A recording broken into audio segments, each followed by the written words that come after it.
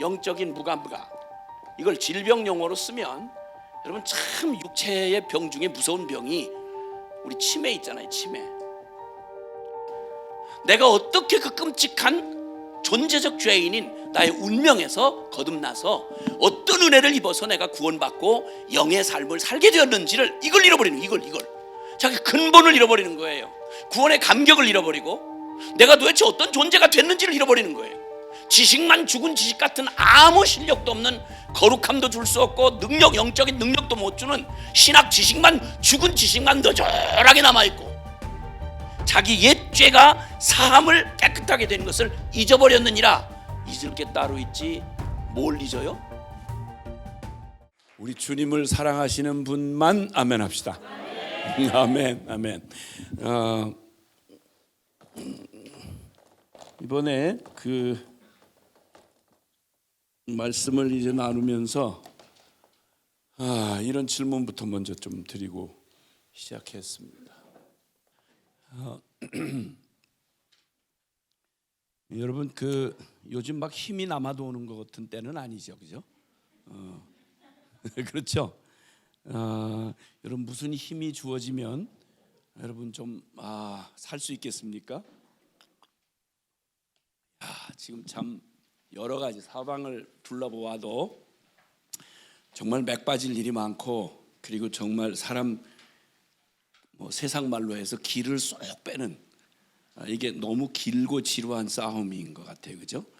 너무 길고 지루한 우리의 주변의 상황도 그렇고, 특히나 적어도 여기 모이신 분들은 그래도 예수님 사랑하는 분이라고 하니까 아멘하고 대답하신 걸 보니까 적어도 다들 그래도 교회 다니면서 그래도 정말 예수님 없이는 못 살겠습니다. 그래도 인생에 이런 정도의 결론은 붙잡으신 분들 같은데, 근데 정말 그 세상 살아가면서 이런 일 저런 일 왜 어려운 일이 없겠어요. 그러나 그래도 사람을 살게 하는 힘이 있잖아요.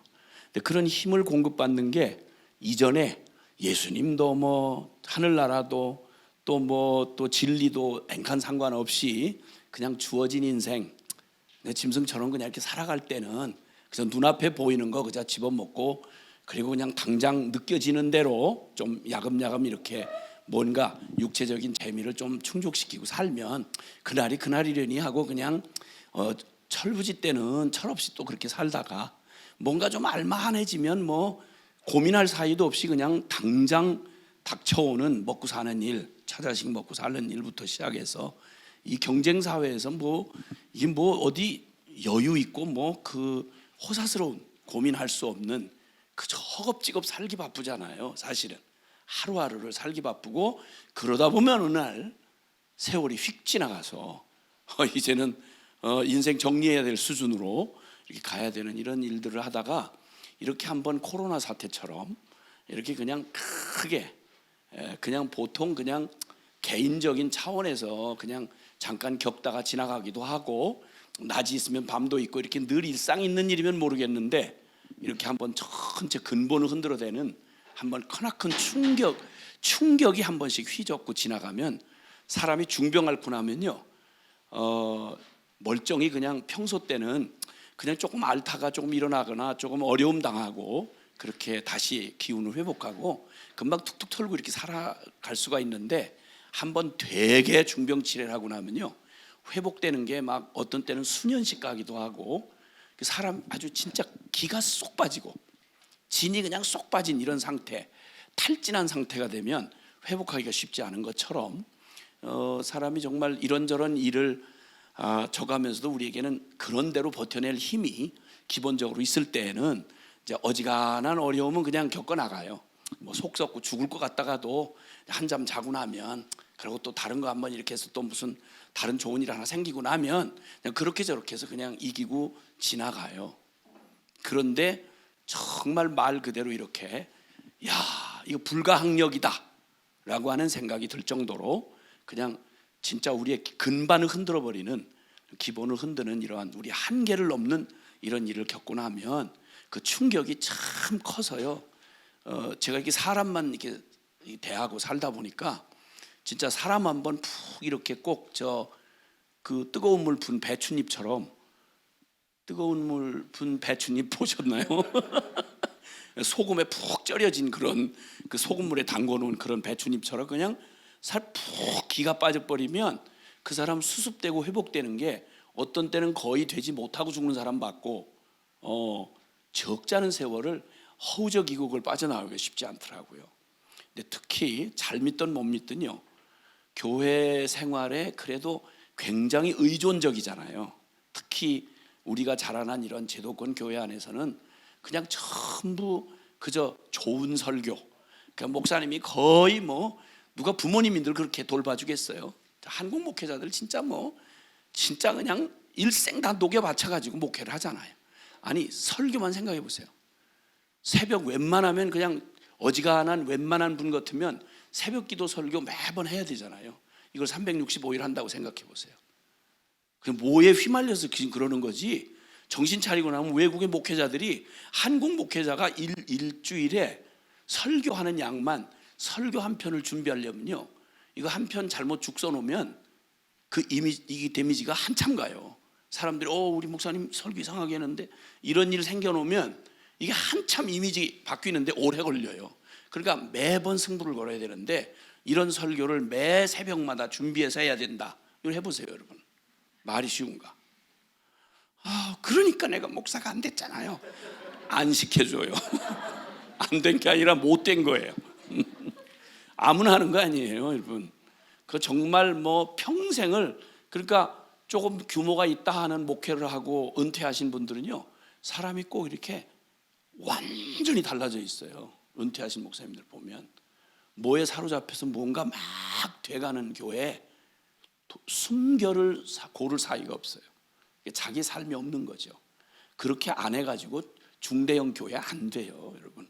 그냥 남이 말하기 좋아서 그렇지, 그럼 아무나 교회에서 다 중대형 교회 되면 누가 그렇게 안 하겠어요. 천에 하나 만에 하나거든요. 한국 교회 다 해봐야 6만 교회라고 해도 그 중에 자립하는 교회가 여러분 놀랍게도 25%가 안 된대요. 미자립 교회 대부분이. 그런데 거기에 막 그 정도로 했다. 죽기 살기로 산 거예요. 진짜 죽기 살기로. 그러다가 그렇게 꼭 타가서 아이들 돌보듯이 한국 교인들은 나이를 아무리 먹어도 그냥 아야만 나이를 쉬어터지도록 먹은 장로님도 매냥 목사님 설교 하나에 매달려 살아. 자기 스스로 말씀을 보고 이렇게 할 수 있는 분 많지 않아요, 여러분. 그러니까 그만큼 의존적이에요. 그런데 만약 교회가 건강하지 않다,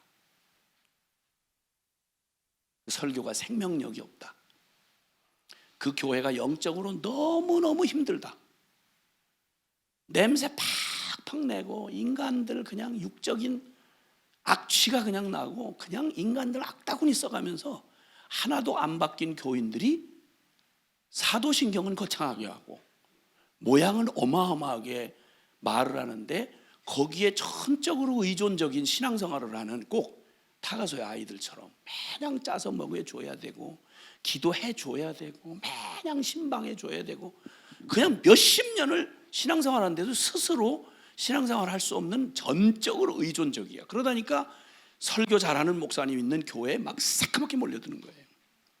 가만히 준비 안 하고 가도 너무너무 멋진 콘서트처럼 그냥 감동 자체니까 뭐 그냥 아주 빽빽한 콘티 짜가지고 그냥 어떤 예술적 그런 콘서트도 그런 게 없을 만큼 매주일 기가 막히게 잘 준비된 최고 수준의 오케스트라에 그 멋진 설교, 그 짧고 그냥 큰 임팩트 있는 그런 메시지를 그냥 밤톨 깎아 놓듯이 그렇게 고급 메시지를 착착 듣고 신경 하나도 안 써도 저절로 멋진 신앙, 큰 교회 멋진 신앙생활 하는 것처럼 이렇게 생각할 수 있는 그런 전적인 의존적인 젖먹이 아이처럼 신앙생활이라고 하고 있다가 지난 2년 동안 우리는 기가 막힌 일을 당한 거예요.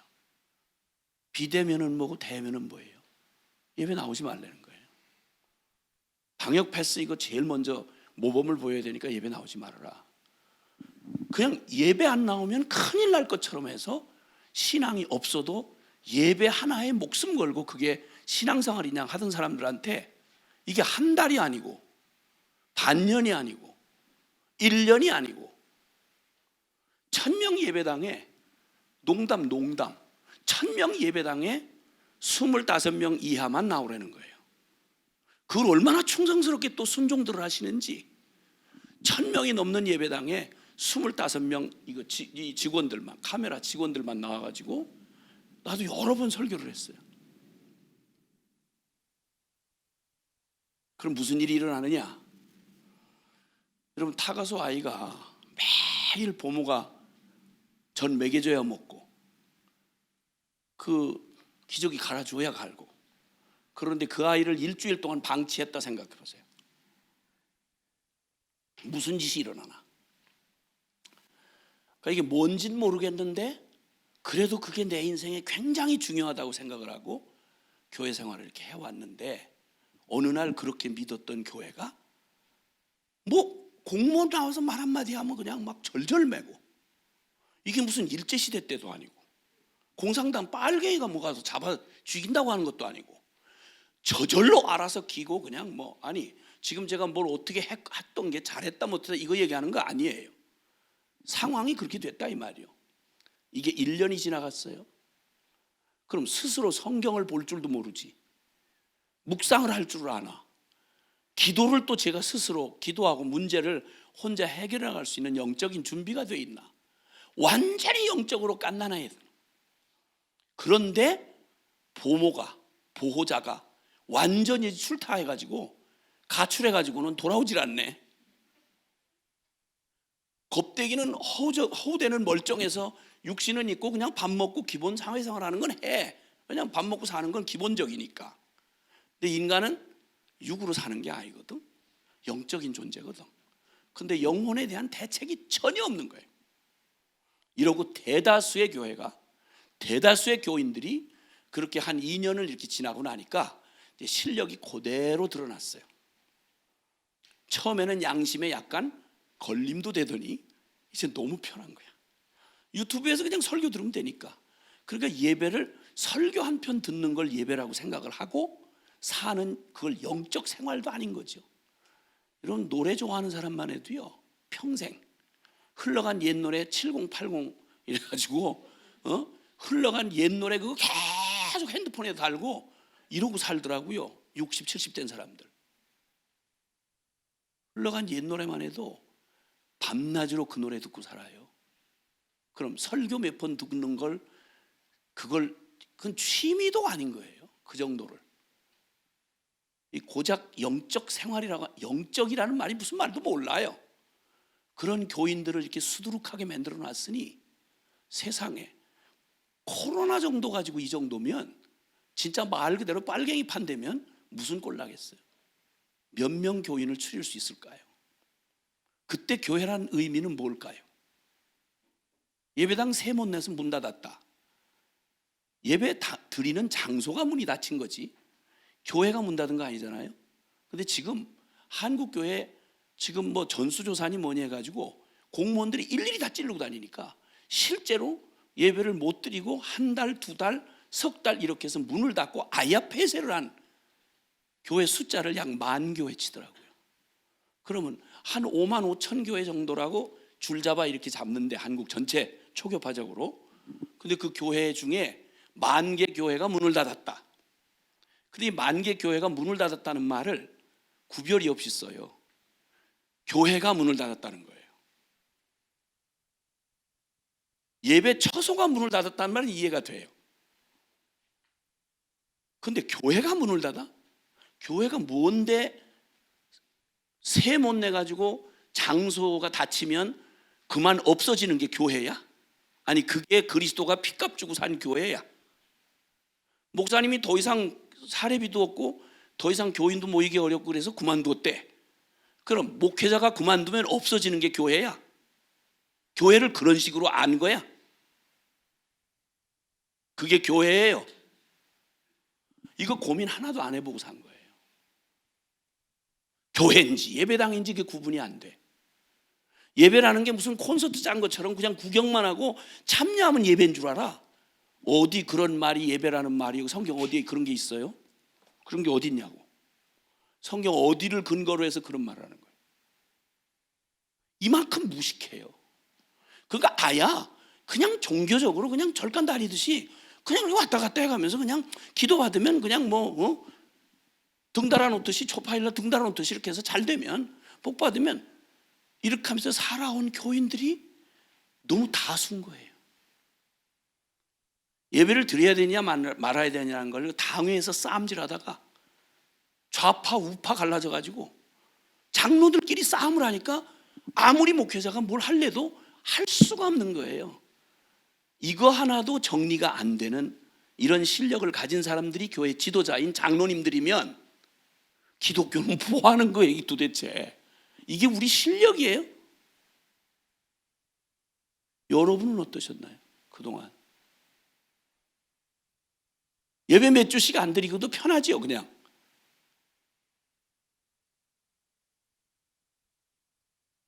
이게 우리의 실력이란 말이에요. 그리고 어떻게 되겠지. 내 책임이 아니니까. 이게 교인들의 수준인 거예요. 교회는 목사님 책임이고 장로님 책임이야. 그 교회는 뭐야 이건? 관객이야?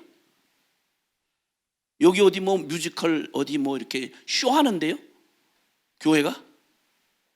어떻게 생각했길래 그런 생각이 가능하고 그게 몇 주가 반복되는데도 전혀 어려움을 전혀 못 느껴요. 여러분 이게 진짜 무서운 거예요. 이게. 그래서 질문한 거예요. 사람은 무엇으로 사는가? 라고 하는 질문을 한 거예요. 자, 다른 얘기는 짧은 시간 안에 이렇게 저렇게 얘기할 건 없고 도전은 되셨으리라고 생각해요. 고민이 되셔야 돼요. 그렇죠? 사람 무엇으로 살지? 근데 만약에 코로나 하니까 밥 먹지 말아라 그랬다면 폭동이 일어났을 거예요. 그놈이 어떤 놈인지는 때려잡아 죽여야 되는 거예요. 그거. 이놈이 어떤 놈인데 감히 밥을 먹어라 말아라 이따위 소리를 해. 그냥 안 두죠. 그건 그냥 당장 좌파가 우파가 어디 있어. 그냥 끝장내버려야 되는 거지. 육신은 양식 안 먹으면 죽는 줄 알아요. 금방 폭동이 일어나요. 물이 없다. 마실 물이 없다. 생수 떨어졌다. 마트에다 생수 떨어졌다. 난장판 나는 거예요. 코로나고 나발이고 없어요. 그렇죠? 그럼 과연 물 있고 먹을 밥이 있으니까 괜찮다는 말이냐? 이 말이에요. 사람은 무엇으로 사는가? 그럼 여러분 육신 다 건강하고 부족할 게 없는데 왜 자살하죠? 왜 자살해요? 왜 가질 거 다 가진 가정이 왜 깨지죠? 분명히 그거 아니잖아요. 그렇죠? 육신만으로 살아갈 수 있는 존재가 아니에요. 그래서 주님이 하신 말씀을 대강 한번 살펴보려고 하는데 첫 번째 마태복음 4장 4절에 보면 사람이 떡으로만 사는 게 아니요 하나님의 입에서 나오는 모든 말씀으로 사는 줄을 알게 하려 하심이라. 이 말은 사람이 떡으로만 산다 이 말이 떡이라는 게 양식을 얘기해요. 우리말로 하면 밥이겠죠. 서양 사람들은 빵이겠고. 그러니까 사람이 떡으로만 산다는 말은 육신으로만 사는 게 아니라는 거예요. 아무리 잘나고 뛰어난 철학자 아니라 세상 없는 놈도 밥 곱게 딱 끊어버리면 끝장이에요. 사람 뇌에 영양이 공급이 안 되면 머리 아무리 IQ가 높고 별짓 다 해도요 이게 안 돌아가요. 이거 철학자가 다리 꼬고 앉아가지고 밥 안 먹고 지가 철학하겠어요? 말도 아닌 소리예요. 세상 없는 고급차라도 기름 떨어지면 그냥 끝이에요. 고철덩어리예요. 사람 육신 있고 사는데 육신은 반드시 밥을 먹어야 살아요. 그렇죠? 아무리 체면 차리고 아무리 고상한 사상을 갖고 별짓 다 해도요 사람 결국 먹어야 사는 거예요. 그래서 주님도 영적인 걸 얘기하실 때 항상 양식에 관한 얘기 많이 하시고 생수에 관한 얘기 하시고 그랬어요. 물, 양식보다 더해요. 곡기는 끊어도 며칠을 버틸 수 있는데요 물기 끊어버리면 사람 몸이 70%가 물인데 물 끊어지면 큰일 나요. 이 기근과 기갈 큰일 나요. 사람 무엇으로 사는가? 육체에만 공급되면 사는 줄 알았는데 아하, 사람은 떡으로만 살 수 있는 존재가 아니에요. 하나님의 입에서 나오는 말씀으로 사는 줄을 알게 하려 하심이라. 아멘. 그럼 이 말씀으로 사는 실체는 뭘까요? 영이에요. 영. 인간은 육체적으로 짐승과 다른 게 뭐냐면 인간은 육체적 존재가 아니고요, 영적 존재예요. 이 두 가지가 다 중요해요. 왜냐하면 육체는 영의 그릇이니까. 그런데 둘 중에 더 중요한 게 뭐냐? 더 본질적인 게 뭐냐? 사람의 생명의 가장 근본 본질은 영이에요. 그래서 사람 육체의 기운 떨어지는 건 그래도 나름 그래도 버틸 만한 시간적인 여유가 있는데요, 영적 기운이 살아있으면 그러면 그 영적 기운이 육적인 모든 고난과 장애와 그리고 배고픔을 이겨내요. 사람은 영적 존재이기 때문에. 그래서 떡으로 사는 존재가 아니라 하나님의 입에서 나오는 말씀으로 사는 줄을 알게 하려 하십니다. 아멘. 그 다음에 요한복음 6장 63절에 요한복음 6장 63절에 살리는 것은 영이니 육은 무익하니라. 내가 너희에게 이른 말이 영이요 생명이니라. 요한복음 6장 63절에 하신 말씀이에요. 사람 무엇으로 삽니까? 육체로 못 살아요. 짐승이 아니기 때문에. 인간은 존재 자체가 하나님의 형상을 닮아서 영적 존재로 지어졌거든요. 그래서 영적인 게 마냥 목마르다, 영적인 게 기근을 당했다, 영혼이 기근을 당했고 영혼이 말라 비틀어지도록 기가를 당했다 그러면 여러분 아무리 육적 조건이 건강하고 좋을지라도 여러분 그건 감당이 안 돼요. 그래서 잠언 18장 14절도 영의 즐거움이, 마음의 이 심령의 즐거움이 육체의 질병을 능히 이기려니와 만약 심령이 병이 들면 누가 능히 고치리요? 누가 능히 이기리요? 그러니까 영혼이 팍 찌그러든 사람, 영혼이 완전히 기가 빠지듯이 영적인 존재라는 걸 모르는 세속의 사람들은 그걸 기라 그래요. 기가 빠졌다. 다른 거 다 있는데 멀쩡한데 기가 쏙 빠진 사람, 이런 거 못 일으켜요. 기가 회복돼야 된다 이런 얘기 하잖아요. 그렇듯이 사람은 영적인 힘으로만 다시 소생할 수 있어요. 그러면 어떤 고난이나 혹은 역경도 이겨낼 수가 있어요. 근데 영혼이 힘을 잃어버리면 여러분 그건 누구도 못 도와줘요.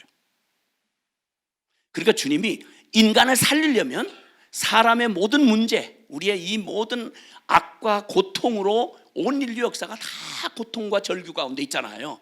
이 사람들을 살리고 회복하는 일은 육체 고쳐가지고 되지 않는다니까요. 상황과 조건을 고쳐서 인간들 아름다운 세상 유토피아를 만들어 보려고 공산주의 하면 될 것 같아. 다 뺏어가지고 나눠 갖자. 그러면 행복해질 거야. 그리고 거짓부렁을 했던 공산주의 실험은 70년 만에 완전히 알거지 만들어 놓고 인간 피폐하게 만들어 놓고 실패한 게 세상의 공산사회주의의 실험이었죠. 영적 존재로 보질 않아요. 공산사회주의는 유물론이기 때문에 하나님 없다, 인간을 영적 존재로 보지 않고 물리적 존재로 봐요. 그러니까 가정을 생산의 기초수단으로 생각하는 거예요. 이런 악랄한 사상이 바로 공산사회주의 사상 유물론이에요. 그러니까 결국 인간을 무엇으로 보느냐는 거예요. 주님이 분명히 말씀하죠. 주님이 말씀하기를 살리는 것은 영이니 육은 무익하니라. 육체를 아무리 갖다가 이렇게 다시 한번 이렇게 세워보고 난리를 쳐도 육체만으로 사라지는 존재가 아니에요. 그래서 사람은 영적인 우리의 영적이라는 개념을 잘 못 알아듣지만 우리 내면의 가장 중심, 우리 마음의 가장 중심이 바로 우리 영의 자리인데 그 영적인 힘을 얻을 때 우리 그 놀랍게도 그 영혼이 우리의 모든 걸 다스리고 이 육을 다스릴 때 놀랍게도 모든 게 다 원래 하나님이 지으신 대로 힘을 회복하고 살아갈 수 있는 능력을 얻게 되는 거예요. 아멘. 그러니까 주님이 말씀하는 거죠. 살리는 건 영이니 육은 무익하다. 그러니까 내가 너희에게 이른 말이 바로 영을 살리는 영이다. 그래서 복음의 진리가 왜 필요하냐면 육신을 힘을 주는 건 육신을 치료하고 양식을 주면 되지만 그러나 영혼은 절대 그렇게 될 수 없어요. 영혼을 먹고 살게 하는, 치료하는 그 일은 진리밖에 없어요. 그것도 그냥 진리가 아니라 예수 그리스도의 복음의 진리인 거예요. 할렐루야. 그래서 영적 존재인 인간은 무엇으로 사는가? 영으로 살아요. 영으로 살아. 자, 그런데 그 영을 우리의 영이 먹고 그리고 마시고 꼭 육체가 양식을 먹고 이 음료를 마시고 살듯이 바로 그게 떨어지면 영적으로 만약에 우리를 채울 수 있는 영적인 걸 채울 수 있는 근원을 잃어버리면 그걸 그 비참한 시대에 저주스러운 시대의 상황을 아모스 8장 11절에는 자 아모스 8장 11절에는요 마지막 때가 되면 사람들에게 기가 막힌 고통의 때가 올 것이다. 그때는 양식이 없어 기근이 아니고 물이 없어 기갈이 아니라 하나님의 말씀이 없는 기근이고 기갈을 맞이하는 때가 온다. 여러분 그러니까 지금 상황적으로 기근과 기갈을 당해서 가뭄이나 또 이런 기근이 와가지고 곡식이 완전히 정말 엉망진창이 돼서 양식값이 오르고 물 사 먹기 어렵고 이렇게 되는 때가 되면 참 두렵죠. 우리의 육체 정말 두렵죠. 지금 북한도 그렇고 세계 지금 다 지구촌 곳곳이 기상이변으로 지금 그 정말 위기 가운데 놓여져 있는 데이 많죠. 여러분 이거보다 더 기가 막힌 마지막 때에 진짜 하나님의 심판에 가장 무서운 때가 오는데 그게 바로 양식이 없어 기근이 아니요 물이 없어 기갈이 아니라 동서남북 모든 것을 찾아다니면서 구하여도 바로 하나님의 말씀 진리를 만날 수가 없는 거예요. 여러분 홍수에 물에 빠져 죽는 홍수에 마실 물 없어서 죽는다는 말 들어보셨어요? 굉장히 역설적이잖아요. 물이 그냥 그대로 쏟아져 가지고 물에 떠내려가면서도 무엇 때문에 죽느냐면 마실 물이 없어 죽는 거예요. 바다에서 물 가운데 빠져 죽는 바다 조난사고에서 죽는 죽음의 이유가 마실 물이 없는 거예요. 소금물 들이키면 큰일 나요. 갈증 때문에 더 금방 죽어요. 홍수 속에 마실 물이 없다. 한국교회 6만 교회가 구석구석 도처에 거기다가 수많은 매체들 엄청난 양의 성경이 집집에 구석구석 이렇게 쌓여 있어요. 근데 가장 어느 시대 못지않게 세상에 말씀이 없는 진리의 말씀이 없는 복음의 진리를 듣기 어려운 영적인 기근과 기갈을 당하고 있다라고 말하면 둘 중에 하나죠. 그걸 공급해 주는 쪽에서도 문제지만 받는 우리 쪽에서도 문제예요. 이렇든 저렇든 기근과 영적인 기근과 기갈은 육신이 당하는 기근과 기갈보다 훨씬 더 비참하다. 이게 하나님의 심판의 때라는 겁니다. 큰일 나는 거예요. 나한테 복음 좀 들려주세요. 나한테 진리의 말씀 좀, 이 생명의 양식되는 진리의 말씀 좀 제대로 들려주세요. 수많은 우리의 귀를 가렵게 해주고 우리가 너무너무 좋아했던 우리의 사역을 쫓을 그 멋진 설교, 그 멋진 신학 이론, 여기에 넋을 팔고 우르르 떼져다니면서 여기 몰려다니고 저기 몰려다니면서 그냥 인기 충천해서 수많은 세미나에 이랬는데 영혼은 날이 갈수록 수척해지고 비참해지는 거예요. 왜 이럴까? 어느 때보다 교재가 많고 어느 때보다 세미나가 많고 어느 때보다 열심히 성경 공부한다는데 왜 이렇게 이 영혼의 모습은 이렇게 비틀거리고 비썩 말라 비틀어져 가지고 거르고 눈을 씻고 찾아봐도 찾아볼 수가 없고 주둥이만 여물어 가지고 뭐 들은 말이 많으니까 말이 많아. 그런데 실제로 살아가는 능력은 거룩한 능력은 보이질 않고 영적인 실력은 도대체 보이질 않고 너무너무 세련된 교인들은 많은데 그냥 봐도 누가 설명 안 해도 아유 저 사람 진짜 영적인 사람이네, 거룩한 사람이네, 저 사람 진짜 새 속에 물들질 않네, 이렇게 말하기에는 스스로도 부끄러운 사람들이 너무 많은 이런 상황. 이게 바로 가장 위기의 때요, 이게 바로 정말 무서운 심판의 때라고 말씀하고 계세요. 그러면 사람 무엇으로 사는가라고 할 때 요한복음 6장 한번 53절 찾아보세요. 요한복음 6장 53절에서 사람 무엇으로 사는가라고 하는 이런 질문에 대하여 예수님이 하신 말씀 한번 들어보는 거예요. 요한복음 6장 53절부터 어떻게 뭘 먹고 뭘 마시고 살아야 되는지에 대해서 주님 말씀하시는데요. 53절부터 57절까지 시작. 예수께서 이르시되 내가 진실로 진실로 너에게 이르노니 인자의 살을 먹지 아니하고 인자의 피를 마시지 아니하면 생명이 없느니라. 내 살을 먹고 내 피를 마시는 자는 영생을 가졌고 마지막 날에 내가 그를 다시 살리리니 내 살은 참된 양식이요 내 피는 참된 음료로다. 내 살을 먹고 내 피를 마시는 자는 내 안에 거하고 나도 그의 안에 거하나니 살아계신 아버지께서 나를 보내심에 내가 아버지로 말미암아 사는 것 같이 나를 먹는 그 사람도 나로 말미암아 살리라. 아멘. 와, 사람 무엇으로 사는가? 우리의 육체는 떡과 물로 우리가 살아가는데 내 영혼은 무엇으로 사는가 했더니 놀랍게도 예수님께서 나의 살을 먹고 내 피를 마시지 않고는 살 수가 없다는 거예요. 생명이 없다는 거예요. 여기서 말하는 생명이란 여기 주님 그 뒤에 곧바로 하신 게 63절의 말씀인데 내가 너희에게 이르는 말, 그러니까 예수 그리스도가 우리에게 전해준 게 바로 복음이죠. 복음. 예수 그리스도의 복음. 그리고 이 복음이 바로 우리에게 실제 사람이 인간이 살았다는 게 뭐겠어요? 처음 창조하실 때 사람의 모양을 주님께서 흙으로 빚으시고 그리고 그 완벽하게 빚어 놓으셨을 때 그때는 아직은 산 존재가 아니에요. 육체만 지었을 때는 산 존재가 아니에요. 그 코에 하나님의 생기를 불어 넣으시니 생명이 된지라. 그게 바로 살아있는 생명 존재가 된 거예요. 그러니까 육체만은 우리의 존재가 아닌 거예요. 육체는 바로 우리에게 담아놓는 생명의 그릇이에요. 그러니까 영혼이 건강하게 살아있을 때 육체는 의미가 있어요. 영혼이 없으면, 영혼이 죽어버리면 살았으나 실상은 죽은 자인 거예요. 왜? 짐승이 아니고 사람이기 때문에 그래요.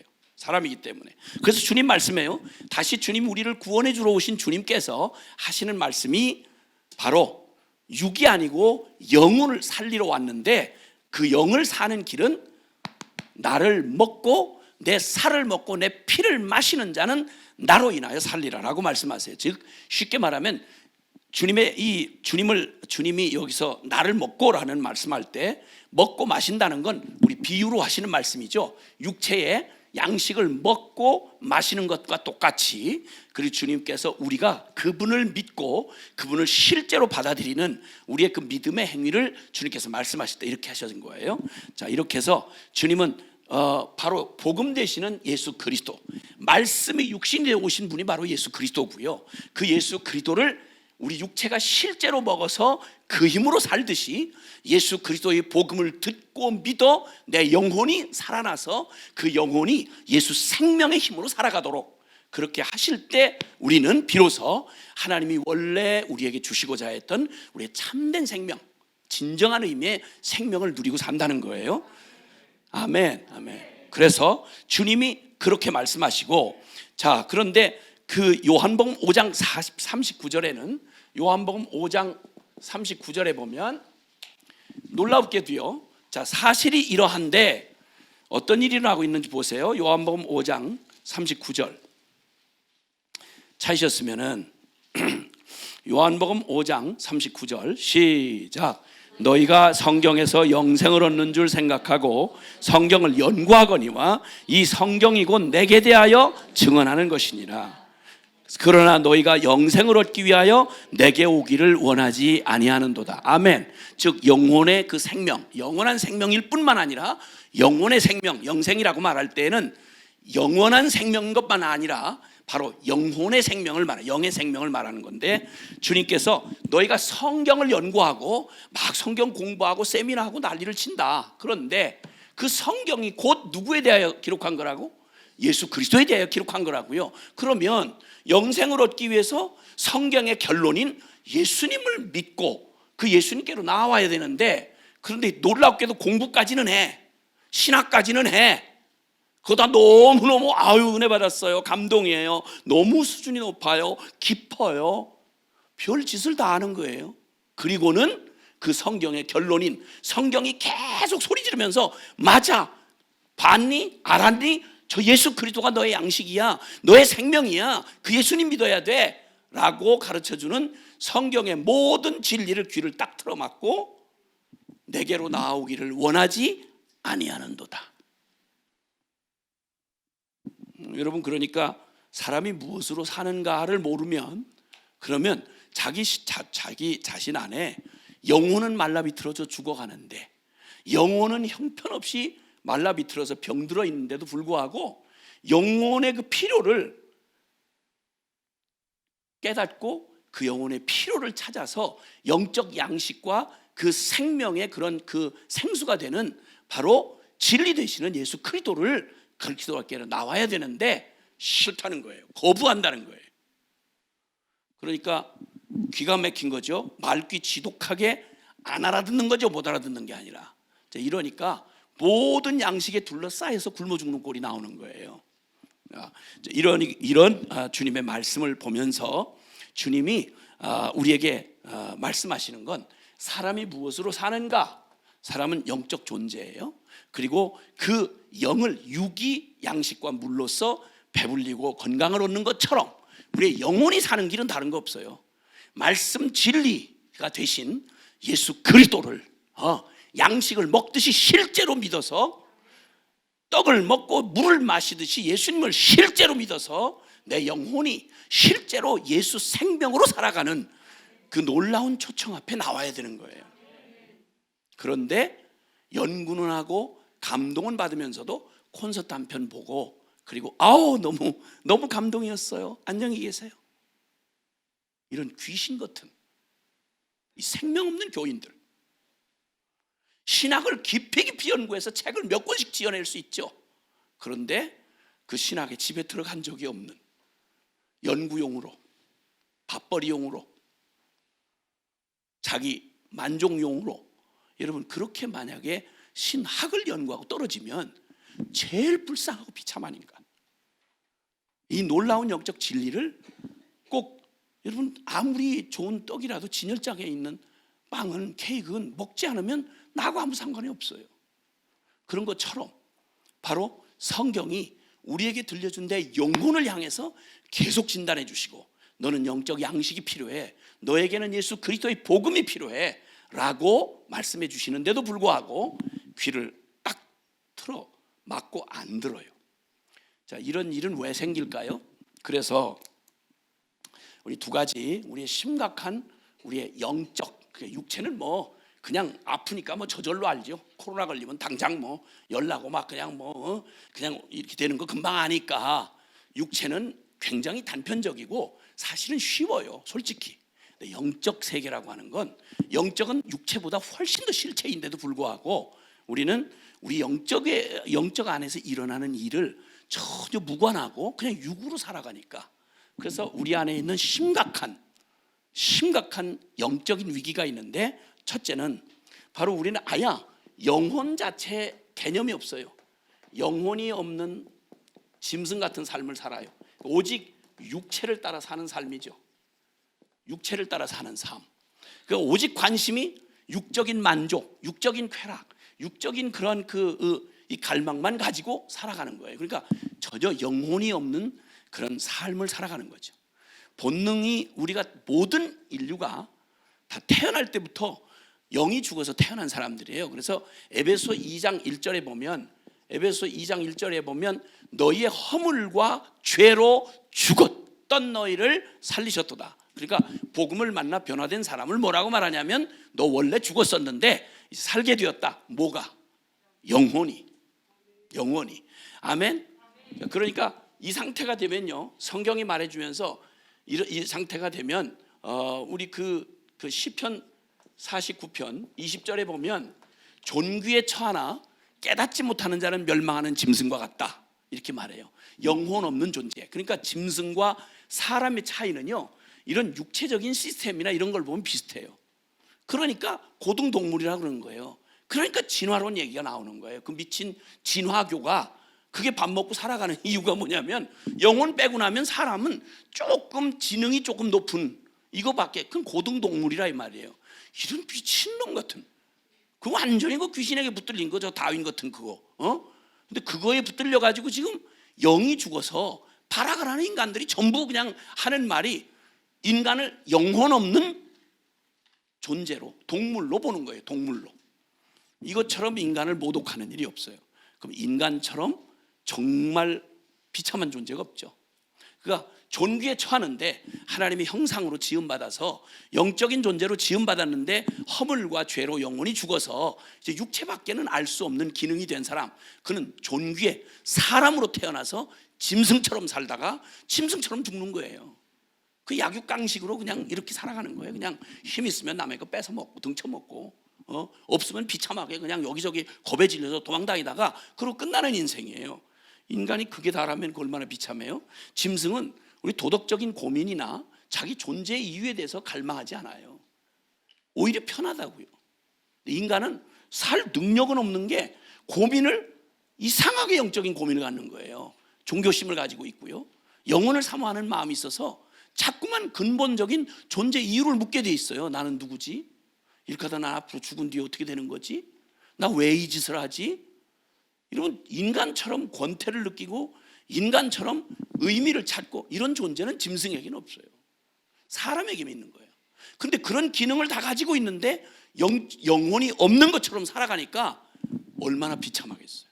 존귀에 처하나 깨닫지 못하는 자는 멸망하는 짐승과 같도다. 그래서 아야 영혼이 죽어서 영혼이 없는 것처럼 살아가는, 육으로만 살아가는 그런 비참한 이런 상태의 사람들, 이들에겐 다른 거 없죠. 복음을 만나면 되죠.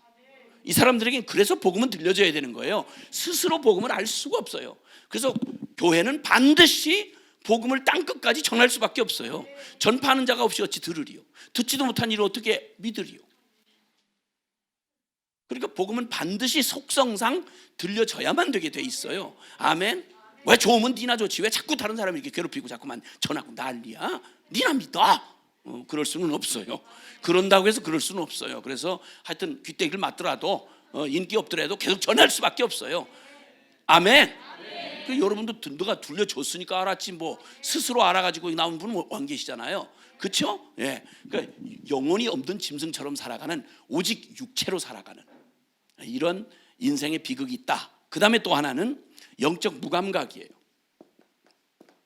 영혼의 존재를 알아요. 알긴 아는데 영적인 무감각, 이걸 질병 용어로 쓰면 여러분 참 육체의 병 중에 무서운 병이 뭐 참 요즘에 와서 더 그런 게 저거 돼 있지만 우리 치매 있잖아요. 치매.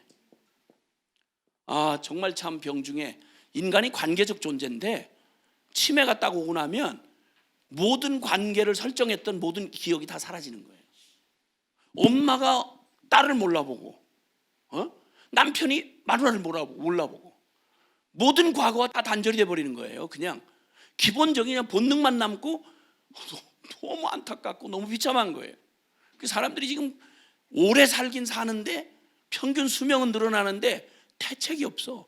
설명 안 되는 질병이 너무너무 끔찍한 질병이 많아요. 죽는 것보다 훨씬 비참한 이 의학적인 기술이 들어서 자꾸만 자동차 부품 갈듯이 그냥 계속 갔다가 뭐 그냥 심장도 알아붙이고 뭐 간동도 알아붙이고 그냥 그 고물 자동차 고치듯이 계속 부속품 갈아 끼니까 숨은 안 끊어지는데 사람은 전혀 개선되지 못한 채 살아가는 이게 축복이 아니라 진짜 끔찍해요. 두려워요. 그런데 영적인 일에도 이런 일이 있을 수 있다는 거예요. 영적 치매. 베드로후서 1장 한번 보시면 좋겠는데, 베드로후서 1장 8절과 9절에 보면, 베드로후서 1장 8절과 9절에 보면 이 영적 치매가 찾아올 수 있는 위험한 경고를 하고 계시는데요. 자, 베드로후서 1장 8절 9절 시작. 이런 것이 너희에게 있어 흡족한즉 너희로 우리 주 예수 그리스도를 알기에 게으르지 않고 열매 없는 자가 되지 않게 하려니와, 이런 것이 없는 자는 맹인이라 멀리 보지 못하고 무엇을 잃어버려? 그의 옛 죄가 깨끗하게 된 것을 잊었느니라. 내가 어떻게 그 끔찍한 존재적 죄인인 나의 운명에서 거듭나서 어떤 은혜를 입어서 내가 구원받고 영의 삶을 살게 되었는지를 이걸 잃어버리는, 이걸 자기 근본을 잃어버리는 거예요. 구원의 감격을 잃어버리고 내가 도대체 어떤 존재가 됐는지를 잃어버리는 거예요.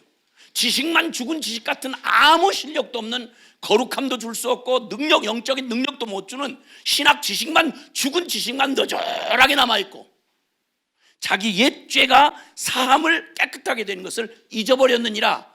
잊을 게 따로 있지 뭘 잊어요? 옛 죄를 사함을 잊어버렸다 이 말이에요. 구원의 어마어마한 하나님의 이 놀라운 복음을 깨끗이 잃어버리고 그 감격을 잃어버린 지 오래돼 가지고 영적 치매가 걸린 거예요. 나도 처음에는 다 뜨거웠었어요. 이게 무슨 얘기예요? 나 같은 죄인 살리신 주은혜 놀라고 유명한 찬송을 작시했던 찬송가를 만들었던 존 뉴턴 목사는 그 사람은 자기가 사람 이렇게 잡아다가 흑인 잡아다가 인육장사에 먹고 사는 노예선 선장이었어요. 악랄한. 그러다가 복음을 만나고 뒤집어져요. 그렇게 뒤집어진 다음에 세월이 가서 이제 그가 이제 늙어서 이제 운명할 때가 다 돼갈 때 그가 유명한 말을 남겼어요. 유명하다는 말은 너무 당연한 말이죠. 내가 늙어서 기억이 다 사라져 가는데 이것저것 다 사라져 가는데 날이 가면 갈수록 나이를 먹으면 먹을수록 점점 더 생생하게 기억이 드는 게 바로 뭐냐면 내가 얼마나 끔찍한 죄인이었는가. 이건 날이 가면 갈수록 점점 더 깊이 더 강력하게 내게 남게 되고, 두 번째는 이런 나를 어떻게 구원해 주셨나. 하나님의 그 은혜, 값없는 은혜가 얼마나 한량없는 은혜인지 이 두 가지 사실은 나이를 먹으면 먹을수록 죽을 때가 되면 될수록 늙어가면 갈수록 점점 더 강하고 분명하게 내게 더 뚜렷하게 남겨진다, 이렇게 고백을 했어요. 이게 정상이에요.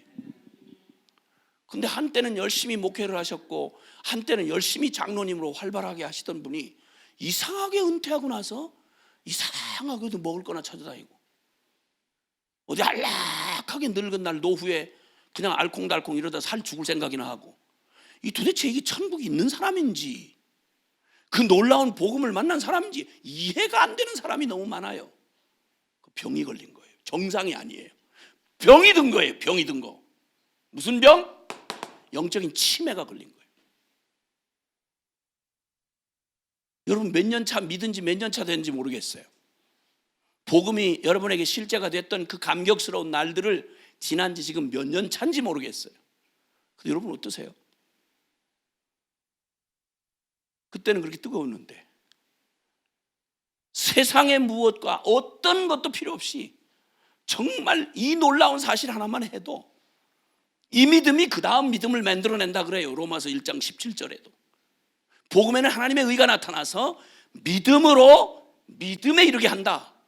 그 믿음이 그 다음 믿음을 만들어낸다 이 말이에요. 어떻게 믿었길래 이 놀라운 복음이 몇 년 믿어서 뭘 쥐뿌리나 알게 됐다고 이제는 완전히 흘러간 옛 추억처럼 있는 대로 죽은 폼만 잔뜩 잡고 감격은 찾아볼 수가 없는 이런 얼어 죽을 놈의 교인들, 이거 더군다나 그 엄청난 복음을 충격적으로 맞이하고 나서 그 이후의 삶이 이상한 비정상인데도 이걸 고민 한번 할 줄을 모르는 이 무서운 영적 무감각. 여러분 그 중에 무감각의 아주 극치라고 할 수 있는 게 문둥병이죠. 문둥병. 이 문둥병이라는 병이 참 치명적인, 나병이라고 하는 이 뭐 여러 말로 표현되지만 뭐 어떻게 비참한 병으로 어떻게 달리 뭐 표현 바꾼다고 바꿔지겠어요. 그런데 이 문둥병은 아시는 대로 감각기관을 갖다가 이게 신경을 갉아먹어 가지고 이게 나중에는 사람의 이 형상을 그냥 육체적이고 이런 모든 형상을 그냥 엉망진창으로 만들어 놓는 거예요. 너무 비참한 거예요.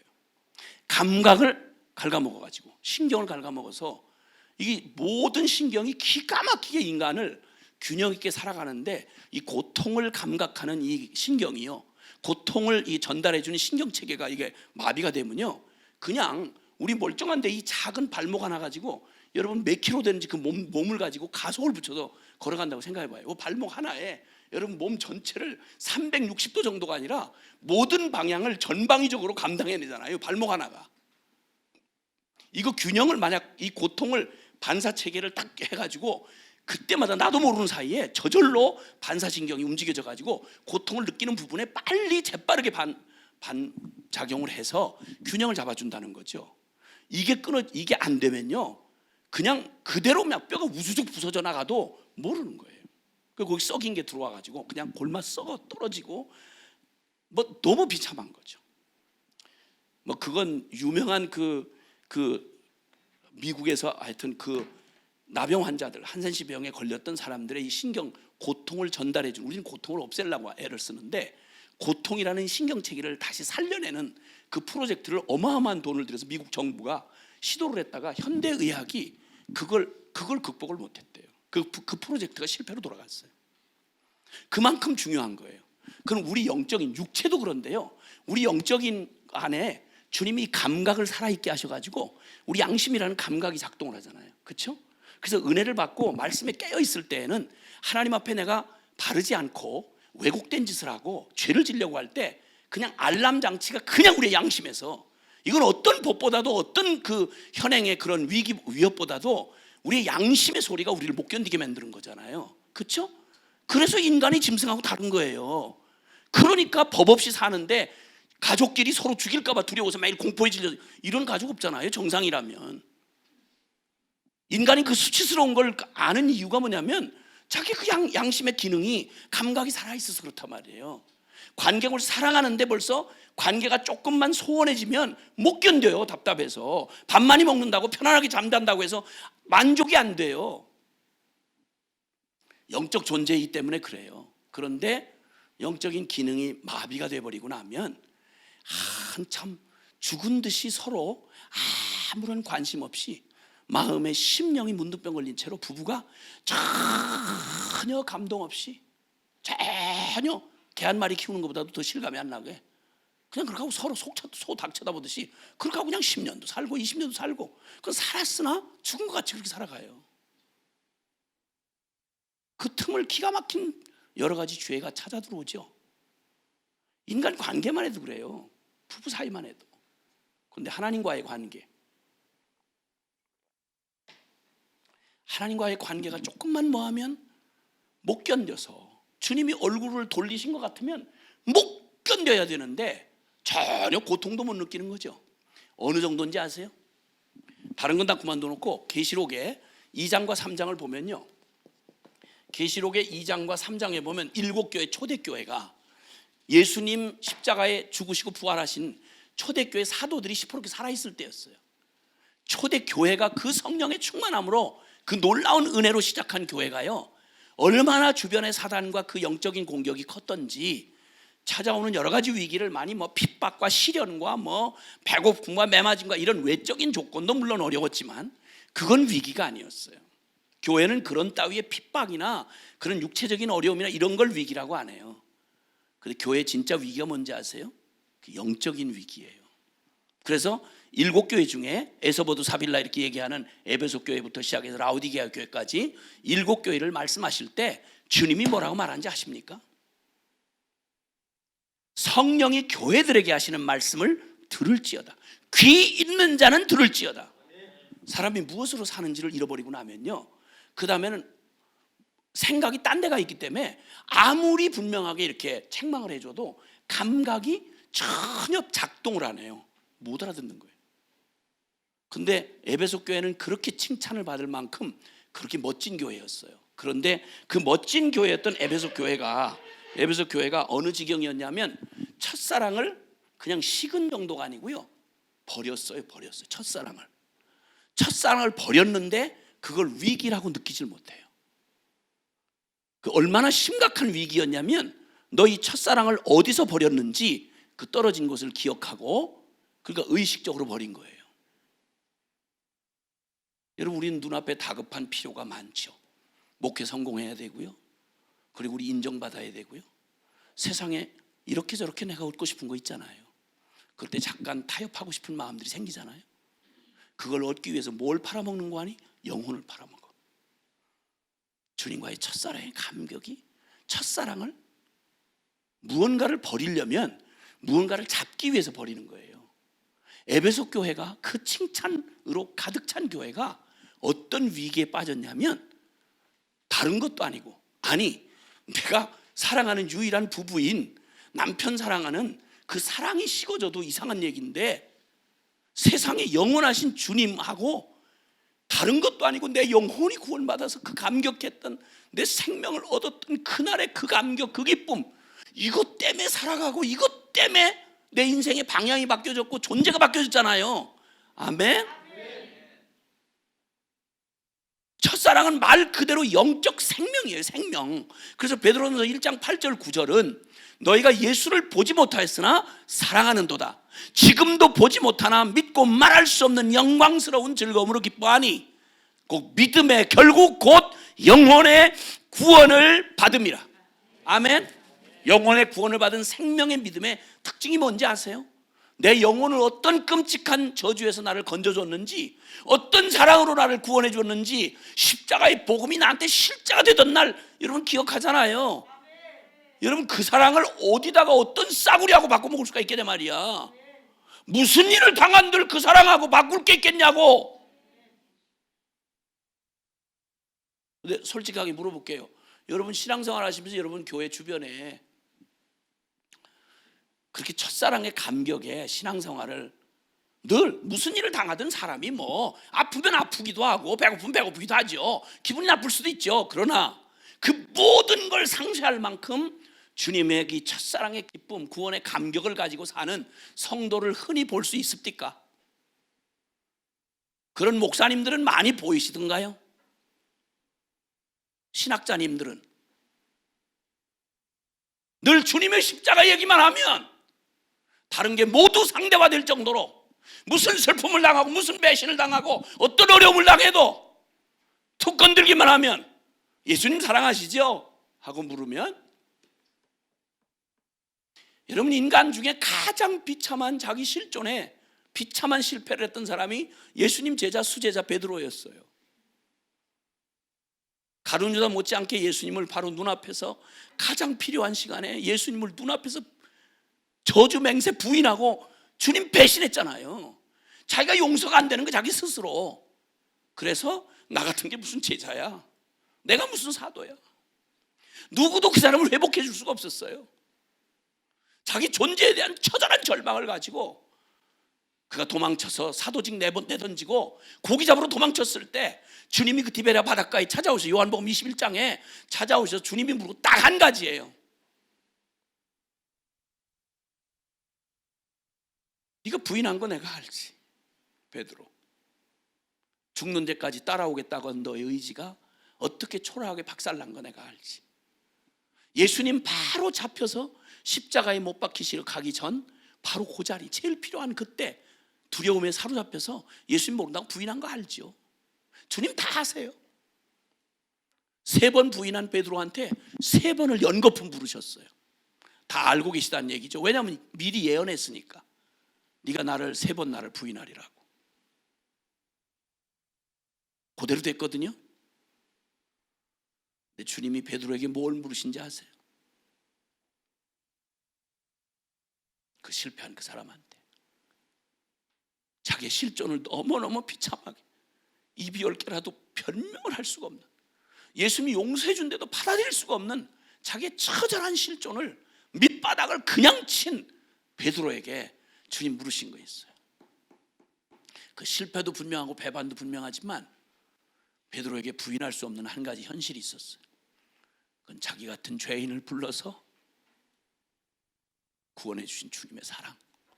네가 이 사람들보다 나를 더 사랑하느냐? 물론 네가 참 초라하고 별 볼 일 없고 별 도움 안 되는 거 안다. 그러나 너한테만큼은 그 여타의 어떤 것보다도 가장 현실이고 가장 기쁜 너의 존재인 거 내가 그거 안다. 너 날 지금 사랑하니? 이 모든 사람들보다 나를 더 사랑하니? 하고 물었어요. 여러분 그거 묻고 나서 베드로가 어떻게 했는지 아시죠? 그건 의지가 아니에요. 인간의 각오나 결심 아니에요. 꼭 생명줄이 꼭 달려있는 것처럼 젖먹이 아이가 엄마하고 생명이 이렇게 결탁되어 있는 것처럼 예수님 없이는 살 수 없는, 따라갈 능력도 없는 건 분명히 사실이지만 그럼에도 불구하고 예수님 없는 자신을 남겨진 게 없는 거예요. 네가 날 이 사람들보다 더 사랑하느냐? 이 말에 그냥 꼭 자석에 뭐 쇠가 달라붙듯이 그냥 이거고 저저고 너절너절 얘기할 겨를도 없는, 그냥 일어나서 따라가는 거예요. 그 길이 바로 순교의 길까지 이어진 거죠. 주님은 우리가 무엇을 먹고 사는지를 주님 아세요. 저와 여러분이 무엇에 매이면 도망 못 가고 끝까지 갈 수 있는지를 아세요. 심령에 이 주님의 사랑이 매인 사람은 절대 못 떠나요. 절대 못 떠나요. 결국 주님 앞에 가야만 내 영혼이 몸부림이 끝나요. 잘났을 때도 실패했을 때도 결론은 주님 앞에 안 가면 난 못 사는 거예요. 이렇게 운명이 되어진 사람, 이런 사람을 크리스찬이라 그래요. 아시겠어요? 그러니까 에베소 교회가 그 첫사랑을 깜빡 이러는 바람에 그걸 잃어버리고요, 예수님이 책망하실 때까지 영적 무감각이라는 무서운 저주가 그들에게 임했어요. 첫사랑을 버리고도 큰 고민 없이 교인 잘 모이니까, 교회 사역 잘하니까, 남들 인정하니까, 나 복음 너무 잘하니까, 여러분 복음 너무 잘하시고 나름 다른 사람보다 열심히 나름 여러분의 최선을 다해서 하고 계시고 다 좋아요. 없는 것보다 유익한 거죠. 근데 만약에 여러분이 첫사랑을 잃어버린 걸, 그걸 고민 안 하고 느끼지도 못하고 있다면 무서운 영적 무감각에 빠져 있는 거예요. 그러니까 주님이 내가 너를 책망할 게 있는데 너 돌이켜라, 도로 찾아라. 만약에 도로 찾지 못하면 너 촛대를 옮겨버리리라. 교회는 더 이상 존재 이유가 없어져요. 사대교회는요, 살았다는 이름은 가졌는데 실상은 죽은 자라는 평가를 받았어요. 이거 어떻게 된 거죠? 꼭 영혼이 없는 존재처럼 된 거예요. 사대교회가 그냥 교회 됐겠어요? 얼마나 놀라운 충격과 은혜를 입었으면 교회가 됐겠어요.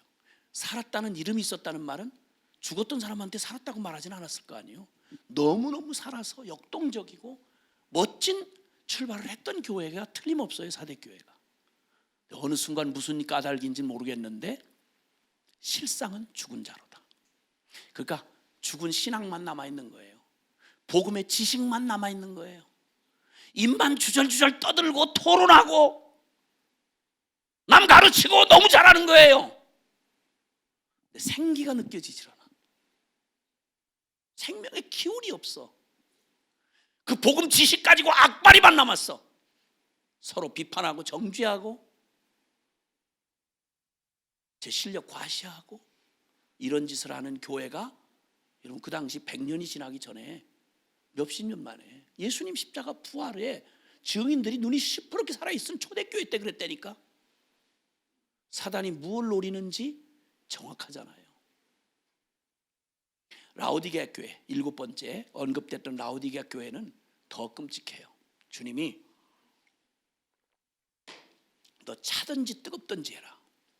안 그러면 뜨뜻미지근해서 내가 너를 울렁울렁 속이 울렁거려서 너를 토하여 내칠 것만 같다. 그런데도 그들이 뭐라고 하는지 아세요? 우리는 부자라, 부여하여 부족한 게 없다. 우리는 너무너무 멋진 교회라는 거예요. 실력 있고 인정받고 뭐 갖추고 딱 좋은 건물에 교인들 수준 딱 높고 부족한 게 없다는 거예요. 멋진 콘티 짜서 멋진 예배 콘서트처럼 드리고 부족한 게 없다는 거예요. 그때 주님이 너 제발 너 믿음의 안약을 사서 네 눈구멍에다 발라서 너 완전히 보긴 보는데 알질 못해. 네 눈에다가 안약을 사서 발라가지고 육체가 아니라 네 영혼의 모습을 보라. 잘 들으세요 여러분. 육체가 아니라, 육체란 말은 내 몸뚱이만 말하는 게 아니라 눈으로 보이는 가시적인 거, 예배당 건물, 교인 수준, 먹고 사는 거, 기름진 거, 찬양 멋지게 코러스하고 멋진 찬양하는 거, 설교 깨끗하고 멋있게 하는 거, 여러분 이런 게 아니라 내 믿음의 눈을 제발, 우린 부족한 게 없다. 우리는 조금도 넉넉하다 라고 말하는 그들에게 이 사람들의 무감각이 어느 정도면 진짜 문둥병이에요. 영적인 문둥병. 그래서 주님이 뭐라고 말씀하는 거 아니? 너 제발 믿음의 약을 사서 네 영혼이 얼마나 병들고 말라 비틀어지고 얼마나 네 영혼이 비참하고 피폐한지를, 영혼이 그 지경이 됐는데도 감각이 없어요. 완벽하게 문둥병이에요. 영적 문둥병. 육체적으로는 너무 똑똑해요. 너무 세련되고 너무 에티켓 잘 지키고 교회 너무 멋있게 잘 갖췄어. 그런데 그런 논리로 말한다면 영혼이 무슨 허구의 세계가 아닌데 영적인 세계야말로 진짜 내 육체보다 훨씬 더 실제거든요.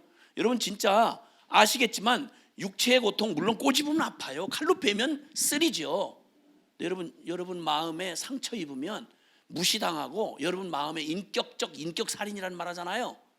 인격으로 무시당하고 짓밟히고 비아냥거리고 여러분 놀림당하면, 여러분 그러니까 사람이 육체의 고통을 이겨내는데요, 마음에, 우리 보이지 않는 마음에 인격적인 그 공격이나 무시나 어려움 당하면 못 견뎌요. 여러분 이거 해결 안 되면 자살해요. 그 고통이 칼로 벤 것보다 훨씬 더 마음의 상처는 실제예요. 그렇죠? 맞죠? 아니 꼭 무슨 대답을 강요당하는 것처럼 그 대답을 좀 쉽게 할 수 없어? 아니 내가 무슨 억지를 묻는 것도 아니고 사실을 사실로 묻는데 누가 들으면 오해를 하겠단 말이에요. 저 사람 자꾸 대답을 억지로 강요하네 뭐 이런 식으로. 아니잖아요. 실제잖아. 안 그러면 당해볼래요? 좋게 말할 때 빨리빨리 대답을 잘하고 순진하게 반응을 하셔. 그렇게 마음을 그렇게 해가지고 주여, 우리의 마음에 상처가 육체보다 훨씬 더한데, 영혼이 이 지경이었으면, 영혼이 이렇게 말라 비틀어지고 하나님의 감동이 없고 정신적인, 여러분 좀 클래식 음악만 들어도요 눈물이 나요. 정신적 감동을 받는 거죠. 그러나 영적인 감동은 훨씬, 그건 감동으로 그치고 말아요. 근데 인간은 내 영적인 감동을 받으면요 삶으로, 행동으로, 존재로 반응하게 돼 있어요. 그게 바로 영혼에까지 비춰지는 감동인 거예요. 그러니까 정신적인 감동, 얕은 감동, 뭐 분위기 맞추고 뭐 멋진 음악에 뭐 멋진 분위기의 냄새에 뭐 이렇게 해서 감동시키는 건 그냥 육체의 정신적 만족이에요. 그러나 영적인 만족은 절대 그렇게 안 끝나요. 우리의 존재를 움직이게 돼 있어요. 그런데 지금 이 라오디게아 교회가 주님인 그 비참한 그들의 영적 실체가 그 원인이 뭔지를 말해주는 요한계시록 3장 20절에 볼지어다 내가 문 밖에 서서 문을 두드리노니 그들의 심령의 문을 두드리고 계시는 거예요. 깜짝 놀랄 일이잖아요. 아니 어떻게 예수님을 문 밖에 밀어내고 예수님 없는 예배, 예수님 없는 교제, 예수님 없는 성경 공부, 예수님 없는 찬양을 드리면서 영혼의 목마름이 죽을 것 같았을 텐데, 여러분 감동 없는 찬송가 계속 불러보세요. 죽을 것 같아요. 그죠? 감동 없는 설교 계속 들어보시라고 억지로 쥐어 짜듯이 죽을 것 같아요. 왜냐하면 영혼이 실제 배고픈 것보다도요, 영혼이 정말 너무 목마르고 너무 허기지면요 못 견뎌요. 내가 경험해 봤다니까요. 뭐 몇십리길 이런 건 문제가 안 돼요. 무슨 짓을 해서라도 그냥 금식하면서 기도원 쫓아다니고 그냥 막 무슨 짓을 해도 은혜 받고 싶어서 별짓 다 했어요. 못 견디겠는 거예요. 육체 배고픈 건 뭐 다른 걸로 때우는데 영적인 건 안 돼요. 여러분 그렇게 영혼의 감각이 살아있을 때에는 금방금방 내 영적인 상태가, 조금만 성령께서 금심하시면 내 마음이 고통스러워 못 견디겠는 거예요. 주님이 기뻐 안 하시는데 뭐 순종 안 하고 엉뚱한 짓 하면, 영적으로 은혜를 경험했던 사람들은요 처음에 같으면 못 견뎌요. 주님 앞에 내가 내 마음을 딴 데다 조금 팔았다, 못 견딘다니까. 근데 이게 자꾸 반복이 되잖아요. 불순종이 반복이 되고 자꾸 양심을 무마시키기 시작하면, 자꾸 밴드 작업을 하면 변명과 합리화를 자꾸 하기 시작하잖아요. 그럼 이제는 그런 감각 안 느껴져요. 그럼 이게 안심할 게 아니라 끔찍한 거예요. 여러분 그거 영적인 문둥병이에요. 그거. 그러니까 주님이 라오디게아 교회를 향해서 말하세요. 내가 너를 사랑함으로 책망한다고요. 주님이 사랑하시기에 포기하지 않으시고 그 중병이 들었는데 주님이 그 마음 문 밖에 밀어낸 그들에게 그냥 생각해도 아니 내가 만약 그렇게 당했다 그러면 이 싸가지 없는 것들 이거 안 되겠구나, 이거 종장 안 되겠구나, 이거 쳐버려야 되겠구나 이러셨어야 될 거 아니겠어요? 주님 뭐가 목말라서 나 같은 이 불쌍한 죄인 놈의 심령을 두드리면서 이슬의 머리가 다 젖은 채로 그 문둥병 걸린 심령을 두드리면서 애걸복걸하듯이, 이게 말이 되는 얘기예요? 이거 설명이 되는 얘기냐고. 근데 하나님이 놀랍게도 이 기가 막힌 영적 무감각에 문둥병 걸려있는 이 교회를 찾아오셔서 성령이 교회들에게 하시는 말씀을 귀 있는 자는 들을지어다. 아멘. 분명히 어딘가 버렸고 분명히 뭔가 마음을 팔아먹었어요. 창녀처럼. 무서운 거예요. 이거 영적 간음이라 그래요, 이런 걸. 그러니까 사람 무엇으로 사는가 정신 번쩍 차리고, 와, 난 지금 뭘 자꾸만 관심을 딴 데 두고 있었나, 나는 무엇에 그렇게 민감하게 반응하고 있었나. 육적인 데는 그렇게 민감하게 반응하면서도 영적인 목마름에 대해서, 영적인 기갈에 대해서, 영적인 기근에 대해서는 고민 한 번 안 하고 다른 사람하고 비교하는 거예요. 여러분, 사랑은 절대적이지 상대적이지 않아요. 난 저 사람보다 주님 조금 더 사랑해요, 난 저 사람보다 조금 더 열심히 있어요, 난 저 사람, 이런 따위는 사랑이 아니에요. 그건 종놈이 하는 짓이지. 사랑하는 건 절대적이에요. 다른 사람이 다 하고 안 하고 아무 상관없어요. 나는 만족 못하는 거예요. 주님이 전부가 되기 전까지는, 주님이 내 영혼 안에 전부가 되기 전까지는 만족 못해요. 누가 칭찬하는 거 싫어요. 아우, 저 사람 저렇게 열심인데, 저렇게 대단한데, 저렇게 신학적 깊이가 있는데, 여러분, 이런 따위의 말이 요만큼도 사랑하는 사람에게는 위로가 안 돼요. 여러분, 안 돼요. 여러분, 가만히 생각해 보세요. 주님은 아무한테나 이런 얘기 안 하세요. 귀 있는 자는 들어라, 이렇게 하세요. 바로 지금이야말로 여러분 영혼에 관심을 바짝 기울이셔야 될 때, 그냥 둘러보아서 그냥 먹고 살만하니까, 위기를 슬쩍슬쩍 넘어갈 만하니까, 남보다는 조금 나으니까, 여러분 이런 천박한 생각에서 얼른 돌이켜서 주님, 제 영혼을 살펴주세요. 내 영혼을 살펴주시고, 주님, 내가 혹시나 영적인 치매처럼 옛죄 사함을 잊어버린 채 구원의 감격을 잃어버리고 그냥 남들 하는 거 다 하고 남 가르치는 입장에 있고 뭐 이러니까 대강 그냥 만족하고 그러고 가는 거예요. 아니요, 그런 거 원하지 않으세요. 주님은 너 지금 나 사랑하니? 내가 너를 사랑하는 것처럼. 난 널 사랑하는데, 난 너를 한순간도 못 보고는 못 견디는데, 나는 너에게서 네가 가장 행복한 모습을 보고 싶은데 너 나 때문에 행복하니? 라고 물으시는 거예요. 주님 안 본 지 한참 됐는데, 주님으로부터 오는 감격이 사라진 지가 꽤 오래됐는데도 이걸 어렵게 생각을 안 하고 위기라고 생각을 안 해. 영적인 위기라고 생각을 안 하는, 이게 문제인 거예요.